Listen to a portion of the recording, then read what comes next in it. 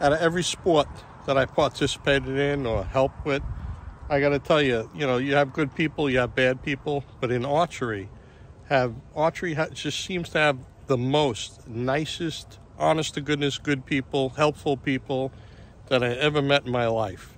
And I should get together with some guys and shoot Thursday nights, traditional bows. And this guy Cliff, he made some Osage Orange self bows.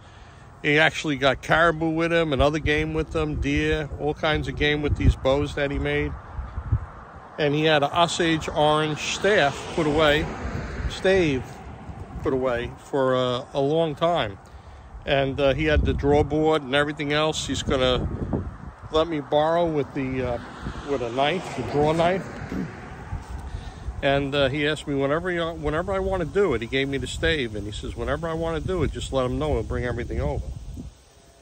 So I kind of like to buy my own tools just to have to. So I bought a draw knife, and I have this Osage Orange stave out here. And I'm thinking, with my bad back and that actual horse that holds the wood, the stave, to shave it, it might be a little difficult. So on the back of my deer cart, because it's still hunting season, I'm going out with the recurve, I tied this Osage Orange stave in with a ratchet strap, and I'm going to just see if I can take off the bark and some of that soft wood underneath, and then I'll ask Cliff to help me after I get some of this hard work done.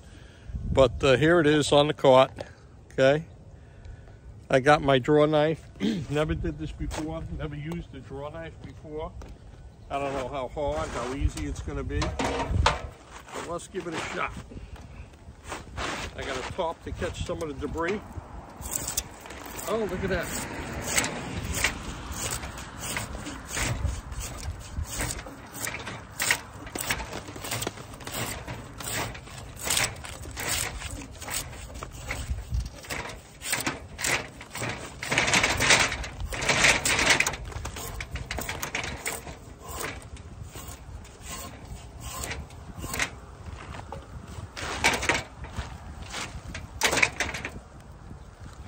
Okay, it's coming off pretty good.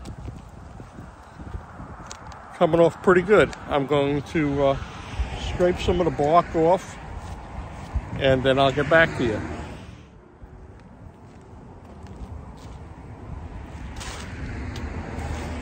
Okay, finishing up on the bark, and then the layer underneath is the sapling.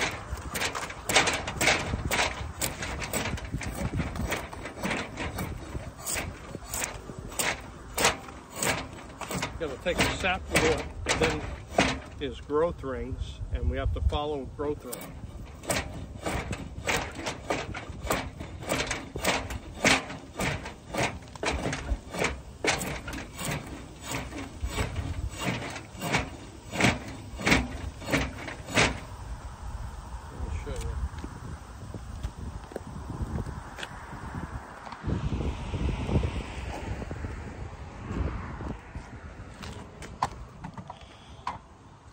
Okay, we have to get past this whitewood here down to a growth ring and try to follow the growth ring down. So we've got a lot of work and shaving to go. And once again, I'm going to let Cliff teach me. I'm just going to take some of this off. Okay, underneath the bark on the sapwood was a lot of black, soft material. And I was hoping it isn't black mold, but once I started scraping, I didn't want to stop, and I wanted to remove most of the black before I finished even. So I figure, well, I'm out here in the fresh air and there's not a lot of wind blowing. I cheated, used a multi-tool with 80 grit sandpaper, and once again I just wanted to get rid of all that black material. And then once I got rid of that, I feel a little better, than if it is mold or whatever. I cleaned it up at least. But when I look at the end rings, I still see, this is still sapwood here that's got to come off. But today the main thing was I wanted to get the bark off, and whatever that black material is, I'm going to go in and wash up good, wipe this down, go in and wash up good, and wash all my clothes, take a shower, because I don't know what that was under there. And then I'll call my friend up, let him come over and give me a lesson on how to finish this bow. So that's the end of it for today. A couple hours doing this.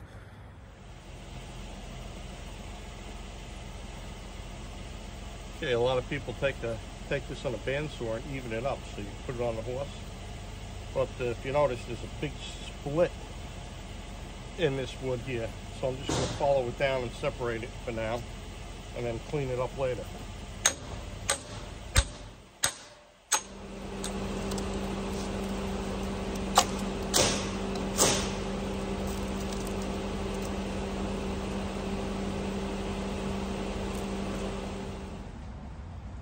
Okay, you can see the softwood, and then you see the orange. There was some grooves. I had to go down, take out the grooves, and I gotta keep on working on this to get a single growth ring. No spots, all one. I'll just show you a little bit.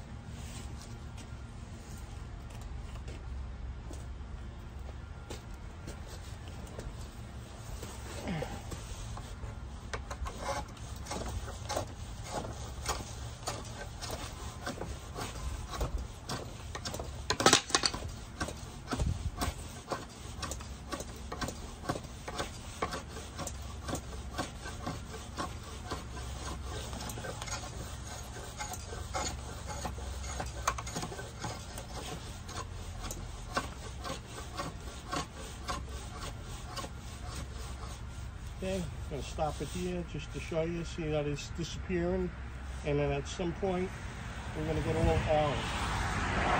Okay, just shut it off.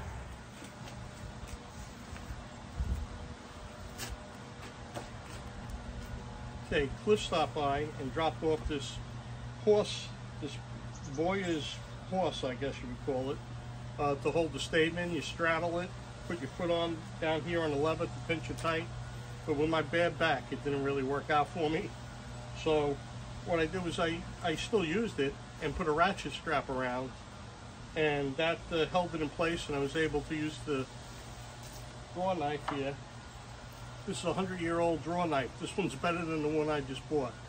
So we sharpened it up a little bit, and we're cleaning it up. And I got a little bit more work tomorrow. It's hard to believe. This was 2.5 hours of me working today. So more to come. I noticed there's a little crack at the end of the stave. I'm still going to clean up that end, and I'm going to see how it lays out when time comes to lay the bow out, if I could use it or not. And let's just sneak around the corner and see what we can see. Oh, there he is. There's the turkey. We got a bunch of turkeys in the yard. All right, going to be continuing, more to continue. Okay, live and learn. So after day 2 of me working on this, and I realized, looking at the stave, like I'm working against myself because of the big curve. I have a wedge, all right? Looks like a pizza pie. Well, on the ends, okay, it's so skinny, you actually have to come in so you can develop an edge of a limb. So all this material up here that I'm working, the outside parts are a waste. I'm wasting my time. So when I went in the garage with the bandsaw and kind of trimmed up the edges so I could see resemblance of a side, like a little bit of a thickness there going the whole length. And then I looked at it, you know, under a bright light, and I could see there's some gouges. And the most important thing, good old YouTube, is to follow that growth ring. You want one continuous growth ring. And I noticed there's a gouge in the wood. How did it happen? I don't know. When I was cutting, whatever. So now I have to go down to the next growth ring. It's like yesterday didn't exist. All right, but let me show you anyway what I'm talking about.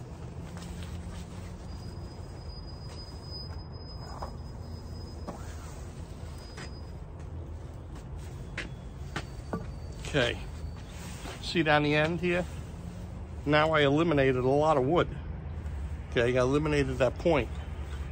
Okay, and now it's easier with the draw knife just to follow that one ring down. And like I said, there's a couple. This has to be all cleaned up. There's a split I got to see the layout of the bow. I'm thinking this might have to be cut a little shorter. Want it as long as you can with these self bows from what I watched the good old YouTube, so they don't break. And I'm going to try and tiller it so the weight is, it's going to be like around 40 something pounds or less for, you know, 3D, or for hunting I want it like 45 pounds maybe. So, you know, this is all trial and error. We don't know how it's going to work out. But the other thing I picked up on watching YouTube videos at 3 o'clock in the morning is, the most important thing is from the center all the way down a center line, you lay out the bow. Okay, the twist and all that stuff, you don't worry about the twist so much. It's part of the bow, you know, it's primitive bow. So that's what it is what it is. I got to look and see how this knot's going to play, if it's going to be in it or out of it. All right, and it's probably going to end because of the split, you know, up here. I really wanted a minimum, I guess like 66, but may go down to 64, depending on, you know, how things line up. And then I'll just have to hope it don't break once I tiller it, right? And that happens, you know, you go through this whole process and tillering, but I'm going to try that thing with the growth ring, that it's all one, and hopefully it don't break. So we'll see. Okay. The next thing I'm going to do is I'm going to clean this up. No more video. Clean it up, and then once I get it cleaned, I'm going to show you kind of a rough layout and cut the layout. I'll show you how I cut it out, the handle and everything else too. Okay, the best way I could describe how the growth rings look while I'm trying to scrape it is if you look at a topographical map. So here it's pretty smooth, and then you got a ridge, right? You see that ridge? And another ridge, and a plateau. If you looked on a topographical map, that's what you would see, right? So these are growth rings. I have to take it down at least to this one and then use a scraper, but I have to take it all the way down to there's no growth rings. All right, so I just wanted to stop because it caught my attention. I figured that's a good way to explain it. The rings look like a topographical map. A lot of work to go.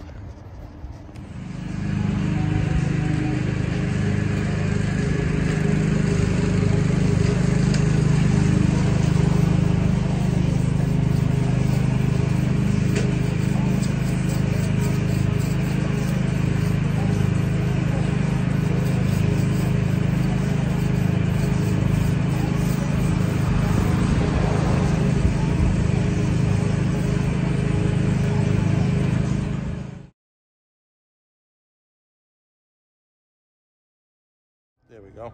Okay, this is Cliff. Cliff gave me the stave and the horse, Osage Orange. Yeah, Osage Orange. I've had this stave for probably 15 years.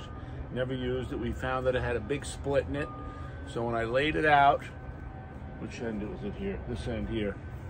I took the split, took it to the side. You see the little bend in the end of it. Yeah. So now all the handwork ready to go. Awesome. He's ready to go. And he'll be shooting deer with this next year. Yeah, awesome. He, appreciate it, man. Yeah. He had a bigger bandsaw than I did, and he had the pattern to lay it out and the knowledge. You know, he took classes, and I really appreciate all the help, man. He saved me a lot of trouble with the rough layout and all. Yeah. And now I'm gonna work it out. Hopefully, like you said, maybe I'll use it next year. He's got a lot of work ahead of him. Yeah. No, but this is the fun part now. Yeah. Yeah, you're ready. Awesome, man. I can't thank you enough. So. No, we're good. We're good. That's it. This is Cliff that I was talking about. We shoot Thursday night archery. Don't be afraid to go out and make a self bow. This is unbelievable. I made 2, and the first one I took to Canada, and I've killed 2 caribou with it, and killed at least 3 or 4 deer with it on Long Island. Awesome. Unbelievable, man. Good. Thank you again. I appreciate it.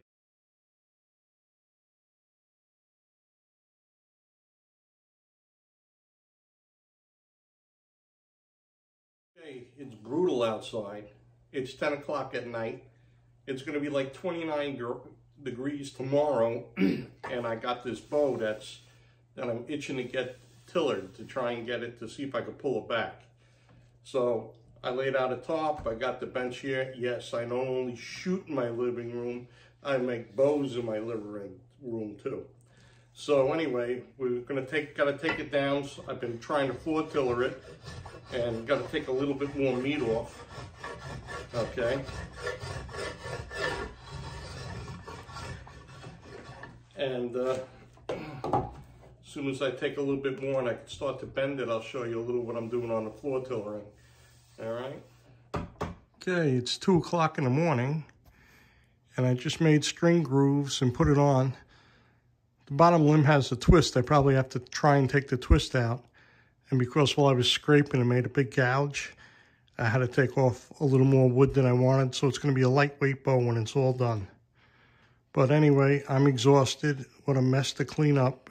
And I got to do a little more tillering after I straighten out that limb.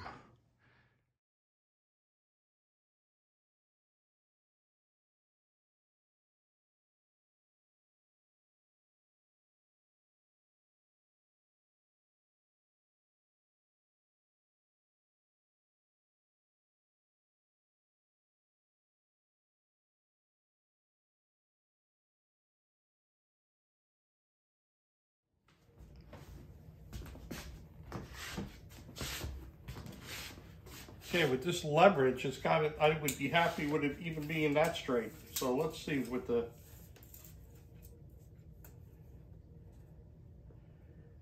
It's 38.5 inches to this corner.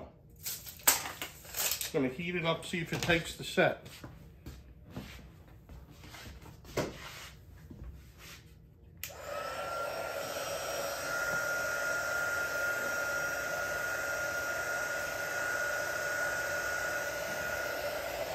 Okay, this could take 25 minutes or 30 minutes, so I'm going to shut it off here. Okay, it's really hard to tell, but this board was up. Now it's below. Now what we got to do is, it's hot, we're going to let it cool and see if it takes that set. And then string it and see what we could do. Okay, that's pretty straight compared to what it was. I just don't want the string to pop off. It's okay if the string is aligned, you know, off the side of the bow, especially where the shelf is, that's okay. But it was too much. So now I'm going to flip it around and see if I can straighten out the other side. Okay, after all that work, I pulled it back and I heard it crack. It's cracking, the limb's going to go. So I tried my best. It was a fun experience. All right, maybe not fun, but it was an interesting journey, okay? So I got to shoot an arrow. There isn't even a serving on the string. Let's see if it breaks while I pull it back. Oh, it's cracking. It's cracking. Let me try it again. It's going to let go.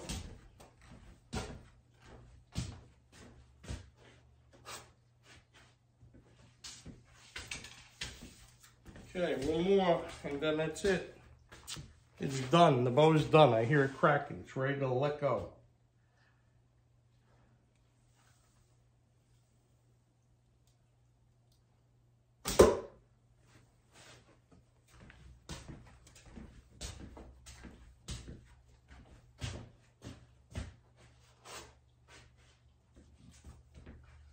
Okay, here we go. We're going to cant it. We're going to look down the arrow, and we're going to see how we can. I'm just going to cant it. Let's see what happens. But that cracking noise, that's a scene going to an accident. Look at that, right in the spot. Canted, see? Right there in the spot. I got a couple of shots out of it. Didn't break, but it's going to break, I'm telling you. So, all right, that's the end of the journey. Thanks for watching.